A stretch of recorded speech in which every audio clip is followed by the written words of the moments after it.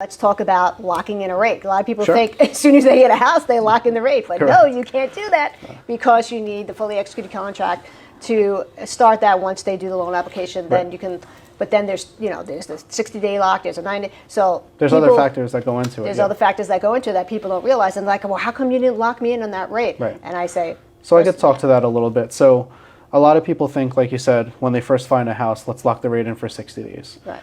That can work, I would say 50% of the time.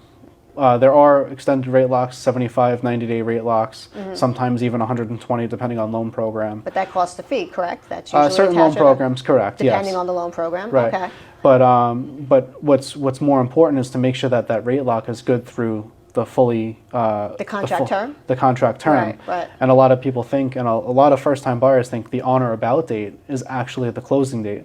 But here in New York, on or about means plus 30 days in either if direction. the seller or Yes. buyer choose to do so. Right. So making sure that that rate lock is good through the 30th day or even a couple days after that, after the on or about date, To cover it. to Make cover sure. that so that way the buyer doesn't pay an extension cost. Right. Let's talk about the on or about date because that's another key point is Right. that when people say we're going to close on or about July 30th, that can go honestly till August 30th. Correct. So people don't realize that. They're thinking, oh, I'm going to close in July. I said, no, it could be in July. It could be the beginning of August 7th, August. it could be August 25th, Right. yeah. There has to be that 30 day. And it can go, if you can close a